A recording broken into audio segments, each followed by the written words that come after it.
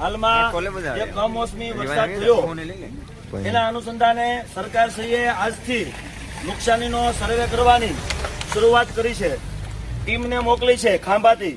તો અત્યારે ભાવડી ગામના બધા ખેડૂતો ભેગા થયા છે અને અમારી એવી રજૂઆત છે કે સર્વે કરવાનો થતો નથી, કારણ કે આ કમોસમી વરસાદને લીધે બધા ખેડૂતોને 100% નુકસાન થયું છે. મારી સરકારને પહેલા તો એવી વિનંતી છે કે પહેલા તમે સ્વીકાર્યું છે કે હા ખરેખર 100% ખેડૂતોને નુકસાની છે. આપના ધારાસભ્યો શ્રી, સાંસદશ્રીઓ અને મંત્રી સહિત અહીંયા ખેડૂતોની મુલાકાત લીધી છે અને દરેક ખેડૂતોને 100% નુકસાન છે.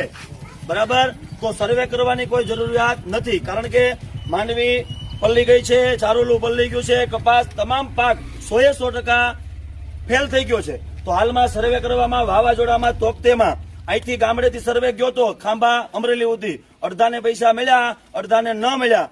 એવી સહાય અમારે આજે જોતી નથી, કાલે જોતી નથી. અમે સર્વેને અત્યારે અટકાવીએ છીએ અને બપોર પછી આ ખેડૂતો સાથે મળી સમય નક્કી કરી અને મારા આ ભાવડી જૂથ પંચાયતમાં દિવાનના સરાકડિયા, ચતુરી અને ભાવડી બધા ખેડૂતો અમે ભેગા થઈ અને ખાંભા અમે આવેદન આપીએ છીએ. અમારે સર્વે આજે થવા દેવાનું નથી અને કાલે પણ થવા દેવાનું નથી. સરકારશ્રીને અમારી જે વિનંતી છે એ અમે આવેદનમાં રજૂઆત કરવાના છીએ. એક તો પાક ધિરાણ પરિપૂર્ણ માફ કરવામાં આવે, એ મુદ્દો પણ જોવામાં આવે. બીજું 27% પાક ધિરાણ કંપનીને સરકાર જે સબસિડી આપે છે 4 વર્ષથી ખેડૂતોને એનો પણ લાભ મળ્યો નથી. તો એ 4 વર્ષનો લાભ અત્યારે આપી દે, કારણ કે મોકો છે, ખેડૂત હાવ પાયમાલ થઈ ગયો છે. અને ત્રીજો મુદ્દો, સરકારને 2 મુદ્દામાં અનુકૂળતા ના પડે તો ત્રીજો મુદ્દો જમીન વાઇઝ દરેક ખેડૂતને ત્યાંથી ખાતામાં સહાય આપી દેવામાં આવે. આ અમારા 3 મુદ્દા છે. બાકી સર્વે થવા દેવાનું નથી. સરકાર કે એમ અમારે કરવાનું થતું નથી. અમે ખેડૂત છીએ અને અમે કે એમ કરવાનું છે.